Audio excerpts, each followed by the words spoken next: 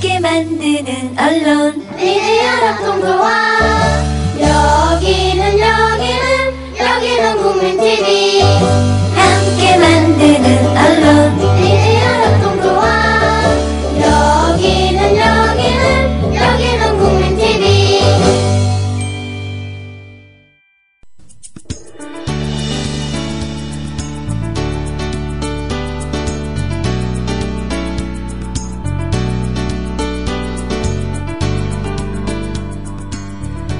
노혜경의 그 옆새 새로운 한 주가 시작이 되었습니다. 어제 여러분들 연합뉴스하고 TV조선에서 그야말로 생중계를 했던 북한의 열병식 혹시 보셨나요? 김정은이 연설을 30분이나 했어요. 대한민국 국민들이 그 30분의 연설을 한마디도 놓치지 않고 보고 있었던 상당히 많은 사람들이 있었다는 거 정말 경이롭게 짝이 없습니다. 예. 그 얘기와 더불어서 교과서 이야기 같은 것으로 오늘은 완전히 옆으로 한번 세워보도록 하겠습니다. 잠시 후에 뵐게요.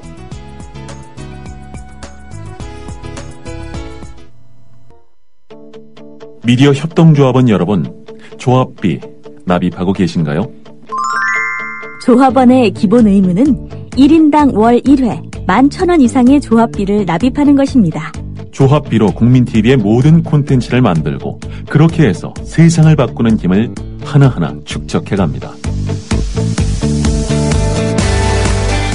미디어 협동조합 홈페이지 국민.tv 또는 서울 전화 3144-7737로 신청하실 수 있습니다. 네. 노혜경의 그 옆새가 북한에 대한 이야기를 좀 하겠다라고 하고 시작을 한 지가 벌써 몇 달 됐습니다. 별로 할 이야기가 저희 전공 과목을 놓고 보면 뭐 계속해서 시인들 소개하고 소설가들 소개하고 또 가끔 가다가 읽을 만한 작품도 소개하고 읽음직하지는 못하지만 북한이 지금 이렇다라는 작품들 소개하고 이렇게 해야 되겠지만요. 그래도 굉장히 중요한 정치적 현안들이 발생을 하면 또 다루지 않을 수가 없습니다.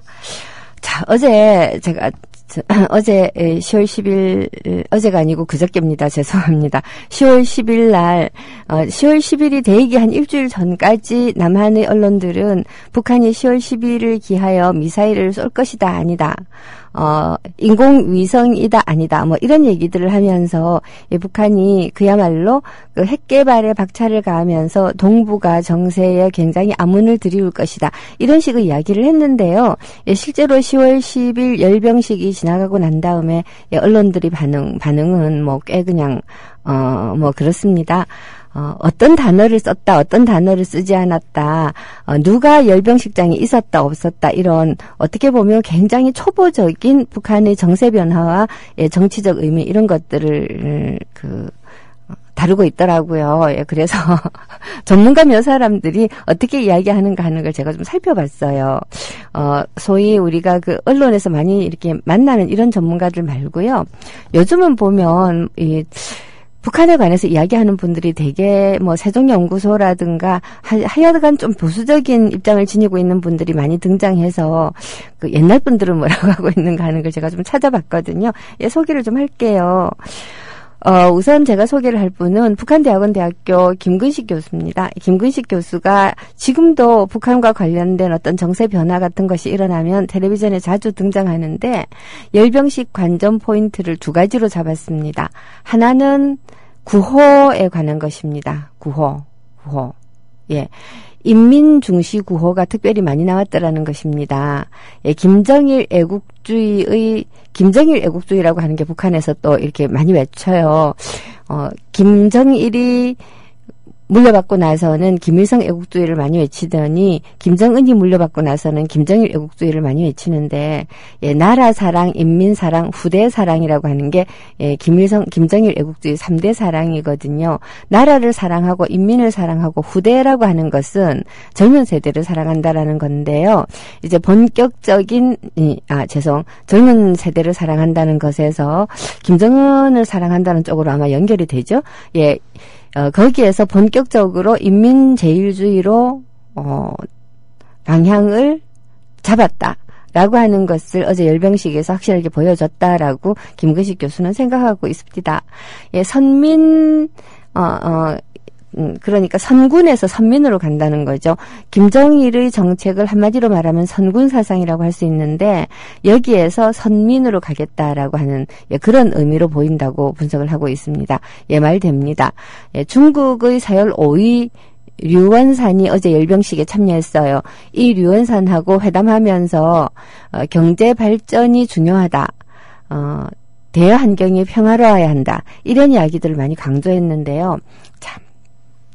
이 발언 자체가 김정은이 처음에 등장을 하면서 그렇게 얘기했죠. 금년 초에 특히 발표를 했는데 경제 핵 병진 노선이라고 말을 했는데 경제가 먼저 간다라고 하는 거를 인민중시라고 하는 구호를 굉장히 많이 거론을 하면서 드러냈다라고 보고 있습니다. 그 다음에 어제 열병식에서 중요했던 것은 북중 관계의 정상화 계기를 마련했다는 거죠. 북한이 이 중국의 승전기념 행사에 안 갔죠. 안 갔습니다. 그것 때문에 북한하고 중국 사이가 굉장히 나빠졌다는 등 이런 보도들을 우리 언론들이 되게 많이 했죠. 우리 언론들이 북한에 대해서 보도하는 걸 보면 거의 희망적 관측, 소망적 사고, 이런 것에 빠져있다는 생각이 들어요. 실제로 어떠하다라고 하는 걸 제대로 분석하는 게 아니고 그냥 박근혜가 원하는 보도를 해주겠다. 자, 이렇게 되다가 보니까 박근혜의 통일 대박론이야말로 통일을 가장 멀리 보내는 가장 냉전적인 그러한 표현인데요. 우리 언론들이 귀신같이 그 냄새를 맡고서 어떻게 해서든지 간에 북한이 안보 불안을 야기하고 있는 존재고, 그러므로 북한은 뭐든지 안 좋고, 미국도 북한을 싫어하고, 일본도 북한을 싫어하고, 중국하고도 사이가 나쁘고, 소련하고도 나쁘다. 이런 얘기를 너무너무 하고 싶어 해요. 저는 되게 어제 그저께 신기했던 게, 이렇게 생각하는 언론들, 특히 TV조선이, 이 열병식을 그야말로 생중계를 하더라는 것. TV조선은 중국의 그 열병식도 생중계를 했는데, 그저께도 생중계를 하더라는 것. 갑자기 그런 생각이 들었어요. 중국의 열병식은 그렇다 치더라도, 북한은 우리 카메라가 안 갔잖아요. 우리 그 열병식에 안 갔거든요, 당연히. 그랬는데, 저 화면은 어떻게 받아가지고 중계하는 걸까? 보아하니까 텔레비전 화면을 끌어다가 한 것 같진 않고 위성으로 받은 것 같던데, 그러면 돈은 줬을까? 이런 것들이 진짜 딥다. 궁금했어요. 저희 관전 포인트는 그거였고요. 여하튼 김근식 교수는 인민중시 구호를 통해서 핵보다는 경제를 먼저 가지고 가겠다라고 하는 거를 드러냈다라는 거죠. 핵 이야기는 아예 나오지도 않았어요. 그리고 이 김정은이 어제 30분이나 했던 그 연설에서 북중 관계 개선은 물론이고 육자회담 테이블에 복귀할 수도 있다라고 하는 의미를 굉장히 많이 이렇게 풍겼고요. 우리 언론들은 중국이 북을 육자회담에 나오라고 압박했다 이런 식으로 해석을 했지만 사실은 그게 아니고 원래 했던 얘기들을 한 번 더 되풀이 했다. 라는 거죠. 실제로 중국하고 북한은 조건 없이 육자회담에 복귀할 준비가 되어 있고 이거를 제대로 이행하지 않아서 육자회담이 열리지 않게 되는 것은 미국하고 남한의 의지가 약해서이기 때문이다라고 하는 것도 살살살 풍기면서 그랬습니다. 자, 어쨌거나 이 김근식 교수의 진단이 제가 볼 때는 기중 안정적인 진단인 것 같고요. 여기에 몇 가지 관전 포인트가 더 있습니다. 우리 언론들이 좋아하는 거죠. 해외 초청 인사들이 누구누구가 왔느냐 이런 거. 그 다음에 열병식에 김정은 뒤에 도열해 있는 사람들이 누구누구인가 하는 거. 이런 것들이 주로 우리가 관심 가지는 북한의 권력 변화를 읽을 수 있는 아주 미세한 변화들이기 때문에 그런 것들에 관심을 좀 가져요. 이제 어제 굉장히 많이 얘기가 되었던 것이 김영남 상임위원장하고 박봉주 총리가 안 나왔더라라고 하는 건데요. 왜 안 나왔을까?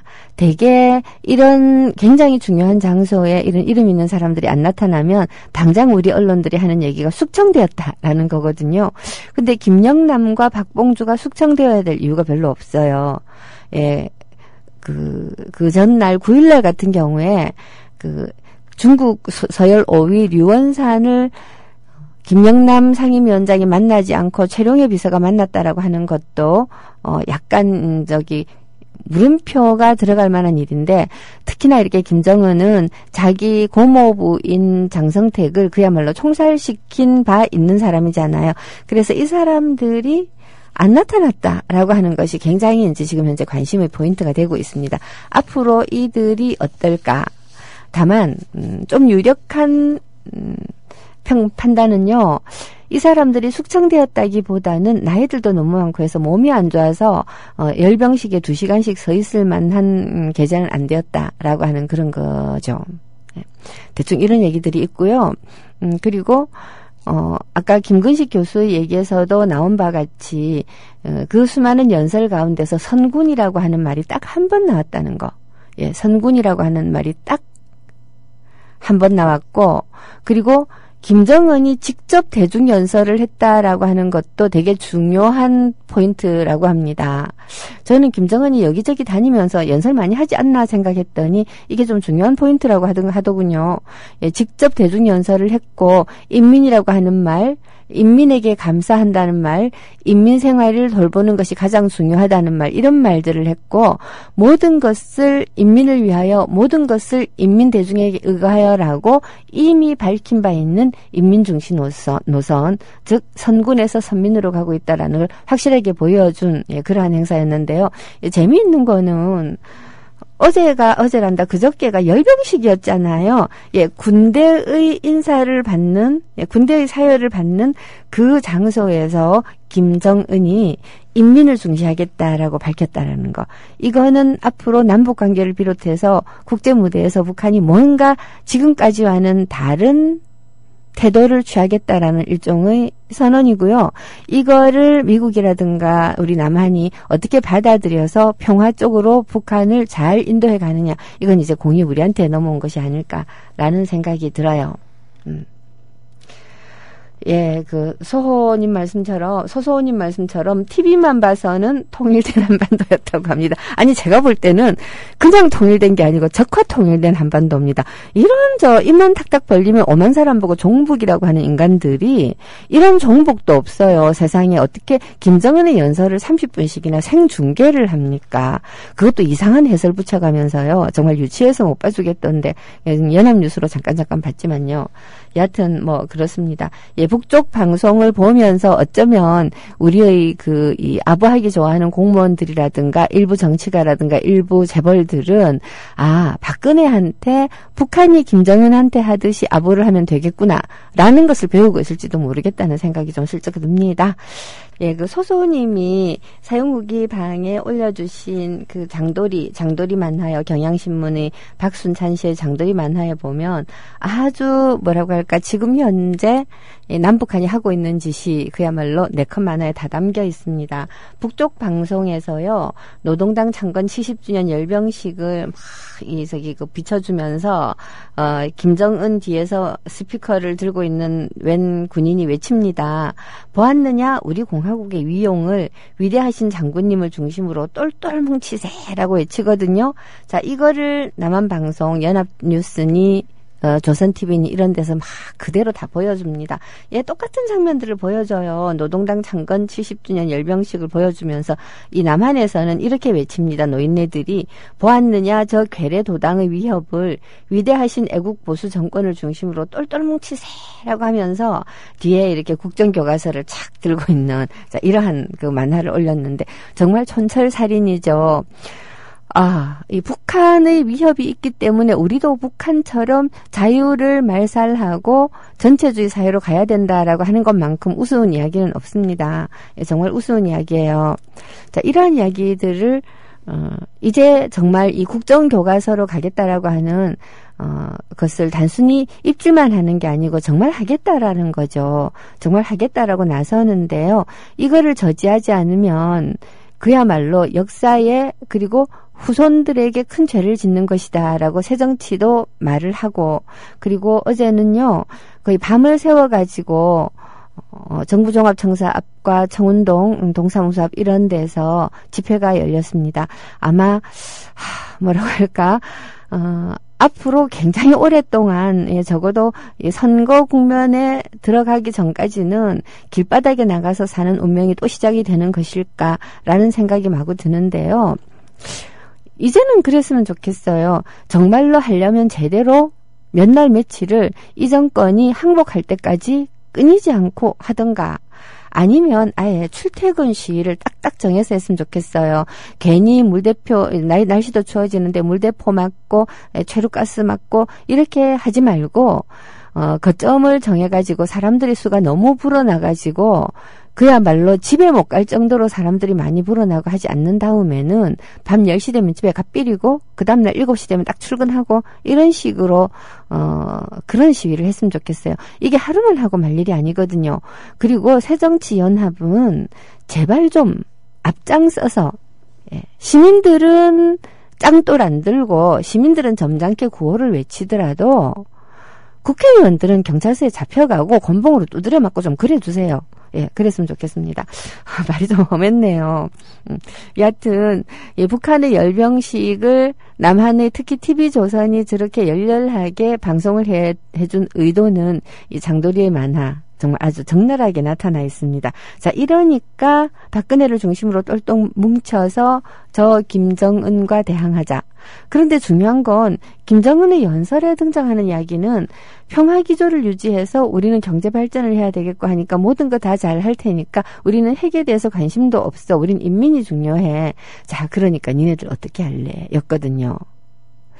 당황했을까요? 전 이 정권이 저러한 그 김정은의 연설을 보고 당황할 수 있는 역량이 있는 정권이기를 정말 간절히 바라봅니다. 근데요, 한국 역사를 생각해보면 봄이 왔다고 기뻐하기엔 봄에 너무 슬픈 일들이 많았고, 여름이 왔다고 기뻐하기엔 여름에도 슬픈 일이 많았고, 가을이 왔다고 유일하게 가을에는 아직까지 별일이 없군요만은, 그래도 계절의 변화를 그대로 기뻐하면서, 예를 들어서, 일제시대 때 쓰여진 시이긴 하지만, 노천명이 5월은 계절의 여왕이라고 하는 시를 썼을 때처럼, 이 맑고 밝고 아름다운 자연을 만끽할 수 있는 그러한 계기들이 우리 역사 속에서는 너무나 많은 비극으로 말미암아서 자꾸만 사라지고 있다는 생각이 들어요. 가을을 지키자. 그런데 자칫하다가는 이 가을에 우리가 국정교과서를 반대하기 위해서 길바닥에서 살게 생겼습니다. 날은 자꾸 추워지는데요. 그야말로 노숙 준비를 해야 되는 게 아닐까라는 생각이 들어요. 제가 요새 원고를 하나 맡았는데 이놈 거를 마감이 지나도록 못 쓰고 있어요. 못 쓰고 있는 이유가 곰곰 생각해보니까 이런 거죠. 문학에 관한 글인데요. 표절 사태로 야기된 우리 문학판의 온갖 종류의 오물들을 여러분들이 많이 보셨죠. 자, 이 오물들이 흔히 우리가 적폐라는 말로 얘기하듯이 폐단이 쌓여서 터져나온 건데요. 참을 수 없어서 터져나온 건데 어떤 폐단들이 쌓였을까? 그 가운데서 우리 문학이 근원적으로 그 출발에서부터 일종의 암종으로 안고 있는 식민성의 문제는 없을까? 이런 걸 제가 좀 살펴보라라는 이야기였습니다. 제가 그걸 쓰다가 보니까요. 자꾸 어떤 느낌으로 가는가 하면, 이놈의 식민성의 문제는 결국 정치적인 문제다. 결국 정치가 문제다라는 쪽으로 자꾸 가가지고요. 15년 동안 문학판을 떠나 있었다가 보니까 생각이 자꾸만 이쪽으로, 정치 쪽으로 제가 그냥 꽂혀서 그런 걸까? 라는 것 때문에 반성하느라고, 자료 모으고 공부하고 반성하느라고 원고를 마무리를 못하고 있는 지경입니다. 자, 이거를 마무리를 하고 나면, 더 이상 원고 쓸 청탁 안 받고 길바닥에 나가야 되지 않겠나라는 생각이 많이 듭니다. 체력 튼튼하게 해가지고 민폐 안 끼칠 정도는 되어야 되겠다. 이런 생각도 하고 납니다. 그만큼 이 교과서 문제는 사실은 심각한 거죠. 교과서 문제가 얼마나 중요하고 심각한지에 관해서 우리가 경각심을 좀 가져야 될 것 같은 생각이 진짜 많이 듭니다. 원래 이 정권은 이 정권뿐만 아니라 이명박 때부터 자신들이 정권을 잃은 것이 전교조 교사들을 중심으로 한 이 국사 교과서가 박정희, 이승만 이런 사람, 전두환 이런 사람들을 폄하하고 나쁘게 가르쳤다라고 하는 그런 인식을 가지고 자기네들이 거민정 교과서를 하나 만들어 가지고서는 보급을 하려고 했었죠. 그게 그 저 유명한 교학사 교과서 사건인데요. 이 교학사 교과서가 여러분들도 아시다시피 채택률 1%도 안 됐습니다. 마지막에 한 학교가 남았는데 결국 그 학교도 학부모들과 학생들이 압력에 못 이겨가지고 철회를 했습니다. 자, 이렇게 되니까 이제는 국정교과서, 거민정교과서가 아니라 단일한 국정교과서를 하겠다라고 나선 겁니다. 그러면 교학사 교과서에서 어떤 것을 강조하고 싶었을까? 아주 단순하게 말하면 그 이승만, 박정희가 이명박근혜처럼 이승박정희가 훌륭한 정치가였고 그들의 좋게 말해서 자유민주주의이고 나쁘게 말해서 경제동물주의가 이 나라의 올바른 정치 이념이며 이 정치 이념으로 나라를 끌고 가는데 방해되는 모든 세력은 탄압해도 되고 국민의 대부분이 가난한 것은 정상이고 자, 이런 식의 사고방식을 퍼뜨리고 싶은 거겠죠. 그 중에서도 굉장히 심각하게 느껴지는 몇 가지들이 있었어요. 교학사 교과서가 결정적으로 국민들의 선택을 받지 못했던 것 중에 제일 중요한 게 식민지 근대화론이라고 하는 게 있습니다. 식민지 근대화론에 입각해서 일제의 식민 통치가 없었더라면 우리는 근대화가 되지 않았을 것이다 라고 하는 이런 이상한 가정법을 내세우는 겁니다. 일제가 우리한테 철도도 놔주고 공장도 지은 것은 맞죠. 그리고 신식 교육을 도입한 것도 맞지만 일제가 없었더라도 우리가 이런 거 안 했을까요? 그건 알 수 없는 거죠. 역사는 가정법이 없습니다. 알 수 없는 것이지만 우리가 일제에 먹히지 않았고 식민지가 되지 않았다고 해서 우리 한반도가 여전히 농경사회로 지속되었을 것이다라고 하는 가정은 더 이상한 거 아니겠습니까? 일제가 없었으면 근대화가 되지 않았다라고 말하는 것만큼이나 일제가 없었으면 우리가 농경사회로 계속 있었다라고 말하는 것도 이상한 거거든요. 그러니까 근대화라고 하는 것은 20세기 모든 국민 국가들이 어떻게 보면 피할 수 없었던 발전 방향이고 그 피할 수 없었던 발전 방향 때 우리는 재수 없게 일제 치하에 있었기 때문에 이 근대화가 식민지적으로 왜곡되어서 많은 손해를 보았다라고 말을 하는 게 정상이지. 어떻게 일제가 일제의 식민지가 되지 않았더라면 조선이 근대화가 안 되었을까라고 말하는 게 정상이겠어요. 진짜 말도 안 되죠. 그 다음, 이 교학사 교과서의 문제는요, 친일파들을 미화하고, 독립운동에 나선 분들을 다 공산주의자라는 이유로 외면하거나 폄하를 했습니다. 그리고 민주화 운동에 대해서도 굉장히 폄하를 했어요. 기본적으로 이 교과서 편찬자들은 사고방식이 굉장히 냉정적이었던 거죠. 그러니까 교학사 교과서의 핵심은 결국 친일과 독재를 미화한 교과서였는데요. 이것이 국민들에 의해서 그리고 학부모들과 학생들과 교사들에 의해서 거부를 당하니까 이제는 거부할 수 없는 국정교과서를 하겠다라고 하는 거거든요. 자, 이걸 정말 저지하지 않으면 안 되는 거죠. 이 국정교과서와 관련된 자세한 이야기들은 우리 그 국민라디오의 김형태 전 서울시 교육위원이 방송을 하고 계시죠. 이분의 방송을 다시 듣기로 하시거나 아니면 앞으로 하는 방송을 여러분들이 들으시거나 하면 자세한 이야기들을 정말 심도 있게 들으실 수 있을 것 같습니다. 네, 꼭 추천드려요. 제가요, 이 교과서 문제 때문에 이렇게 이제 약간이 약간이 아니라 고민이 많이 되죠. 고민이 많이 되다가 정신이 번쩍 이렇게 드는 글을 아침에 페이스북에서 발견을 했어요. 소개를 좀 해드리고 싶어요. 김은교라고 하는 시인이자 문학평론가가 페이스북에다가 쓰신 글인데요. 거짓 역사 교과서에 대한 시민 거부 운동이라고 하는 제목으로 썼습니다. 왜곡 역사 교과서 다음은 친일 친독재 문학 교과서다. 사실 역사교과서, 국사교과서의 왜곡도 굉장히 심각하지만 국어교과서의 왜곡이 얼마나 심각한가 하는 것을 대부분의 분들이 잘 모르고 계시죠. 우리나라 사람들이 국민 시인이라고 숭상하고 있는 시인이 미당 서정조 아닙니까? 시는 역시 미당이 잘 쓰지. 서정시는 미당이야. 이런 식의 이야기들을 심심찮게 듣는데요. 제가 참, 그 미당 서정조의 시가 그렇게 훌륭하거나 좋은 시도 아니고, 그리고 그런 좋은 시들을 몇 편 썼을 뿐이며, 그리고 그 좋다라고 하는 것도 시의 평가 기준을 미당과 같은 시로 놓았기 때문에 우리의 정서가 그런 방식으로 정립이 되어서 그렇지 미당의 시가 한국 문학을 대표할 만하지 못하다라는 이야기를 정말 수도 없이 많이 했는데요. 워낙 미당이 든든한 권력자여서 결과는 저 같은 시인들이 도태되는 결과로 나타나더라고요. 여러분, 제가 조만간 실천문학에서 4번째 시집이 나오게 되는데 그때는 좀 많이 구입하셔서 저도 괜찮은 시인이라는 걸 좀 알려주세요. 이거 개인 광고였나요? 죄송합니다. 갑자기 옆으로 샜습니다. 어쨌거나 그렇게 된 이유가 결국은 교과서에 친일 시인들을 그리고 친일 소설가들을 교과서에 많이 싣고 그들의 문학이 중요한 문학이다라고 사람들에게 가르쳤던 탓이죠.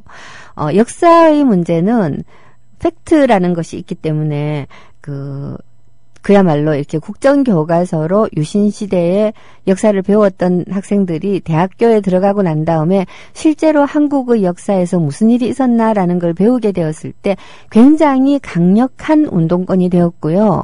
그리고 이 수채사상, 주사파가 되게 된 계기들도 보면 우리 역사가 굉장히 거짓되어 있었다라는 것, 일제하에 독립운동이 어떤 식으로 전개되었던가, 그리고 독립운동 가운데 상당한 사람들이 사회주의자였다든가 이런 것들을 알게 되면서 많이들 주사파가 되기도 하고 그랬잖아요.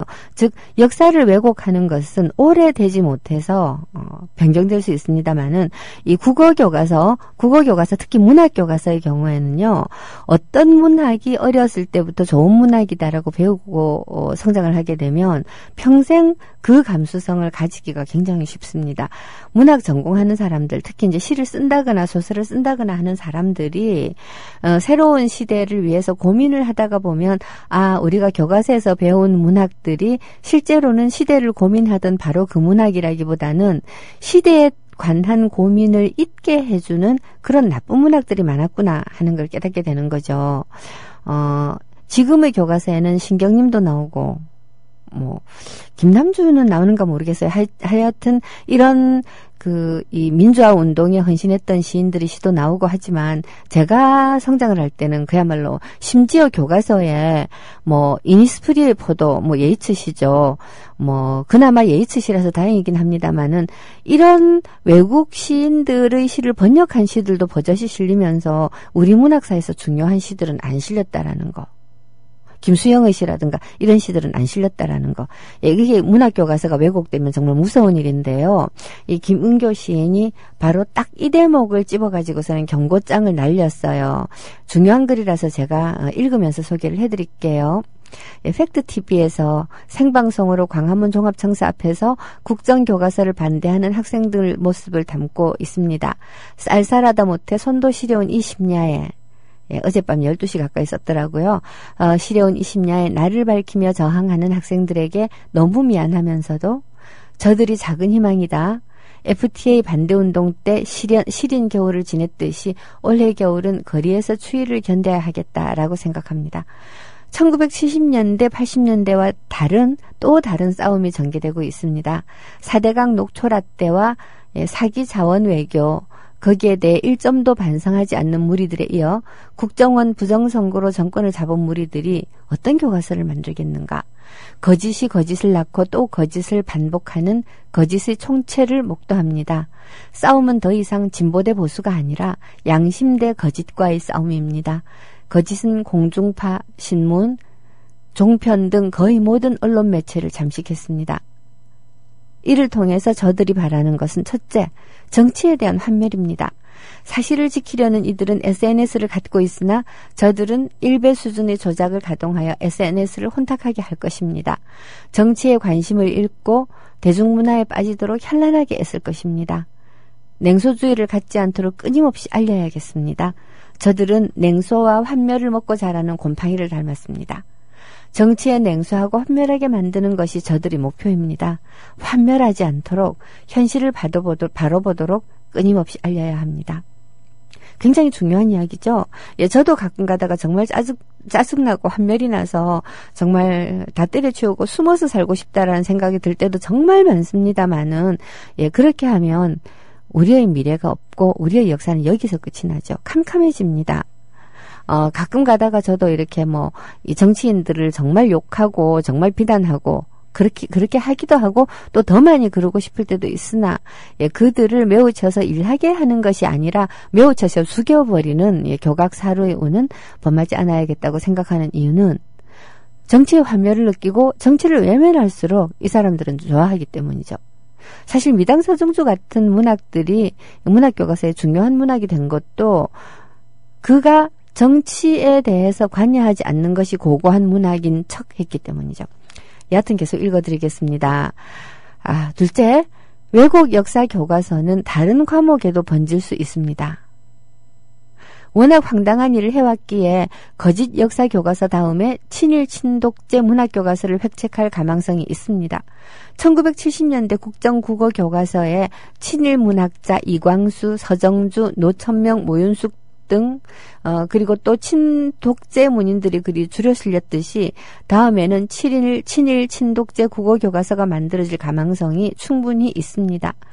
한국문인협회 수필가 회원으로 등록되어 있다면서 박씨 찬양글을 월간 현대문학에 실었던 어용문인들이, 예, 그런 적이 있었습니다. 박근혜가, 예, 한국문인협회 수필가 회원이랍니다. 예, 그래서 박근혜의 수필을 현대문학지에 실었어요. 현대문학이 한국 문학 사상 문인들이 절반 가까이를 등단시킨 그런 매체인데 여기에서 그런 짓을 했죠. 자, 이런 어용문인들이 문학교과서에 또 그런 짓을 하지 않으리란 보장이 없습니다. 친일 문학인들의 노래가 복권되고 새마을 노래가 들어갈 음악교과서가 다가올 수도 있습니다. 새마을 노래가 들어간 음악교과서. 자, 그리하여 김은교 시인은 세 번째로 절망하지 말자고 이야기하고 있습니다. 유신시대 국정교과서를 극복했던 교사와 아버지 어머니들, 즉 저 같은 사람들, 제 친구들, 그리고 우리보다 한 10년 이쪽 저쪽으로 아래인 소위 386 세대 어머니 아버지들은 거짓 교과서에 불만을 품지 않을 수 없을 것입니다. 오히려 저들이 거짓을 드러내는 우스개책이 나올 가능성이 많습니다. 오히려 새누리당 정당 교과서라는 개콘이 나올 가능성이 많습니다. 교학사 왜곡 교과서를 거부했던 경험이 시민들에게 있습니다. 그러니 절망하지 맙시다. 넷째, 중요합니다. 모든 분야에서 시민 거부 운동을 해야 할 것입니다. 국정교과서 문제, 세월호 문제, 비정규직 등 노동 문제는 같은 고리로 거짓에 대항해야 합니다. 거짓 교과서를 총체적으로 거부할 시민 거부 운동이 열릴 가능성이 더 큽니다. 우리도 참여해야 합니다. 가족, 성당, 사찰, 교회, 회사, 학교 등 모든 공간에서 저항해야 합니다. 크게 웃으며 저항해야 할 시간입니다. 어떻게 하든 다음 총선과 대선에서 정권을 바꾸지 않는다면 암담한 시기는 이어질 것입니다. 국정교과서는 장기 집권을 위한 역사 조작입니다. 오늘이 거짓에 대항하는 시민 거부 운동을 시작하는 역사적인 날입니다. 이 싸움에서 이겨야 우리 아들들에게 부모들이 거짓을 막았다는 말을 들을 수 있을 것입니다. 예, 굉장히 공감하기 때문에 이 긴 글을 여러분들께 제가 읽어드렸습니다. 예, 정말 굉장히 공감하기 때문에.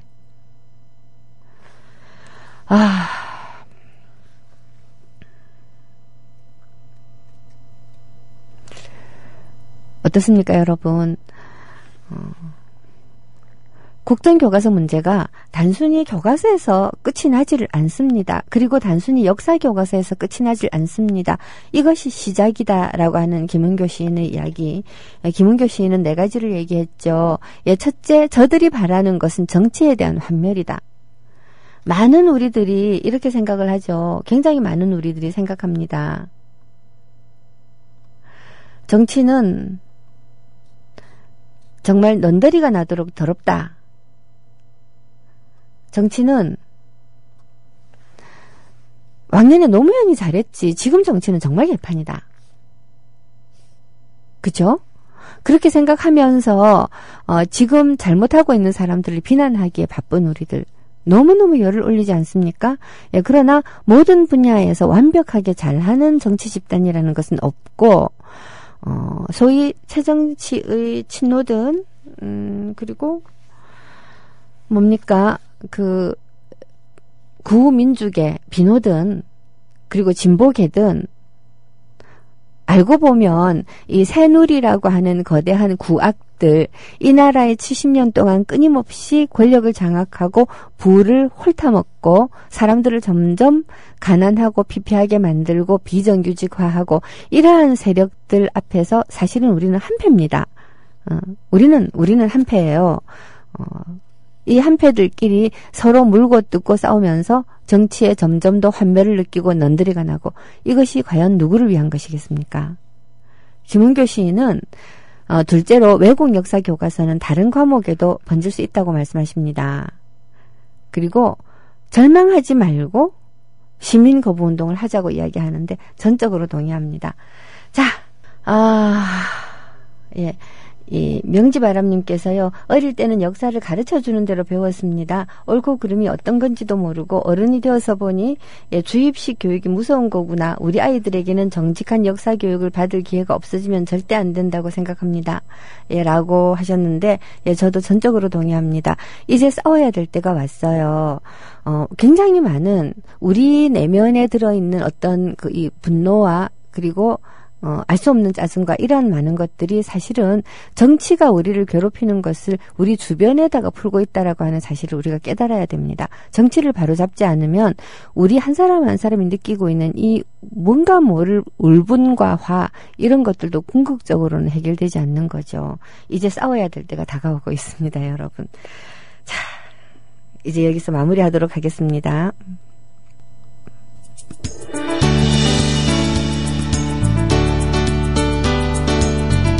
노혜경의 기업세는 내일 뵙겠습니다.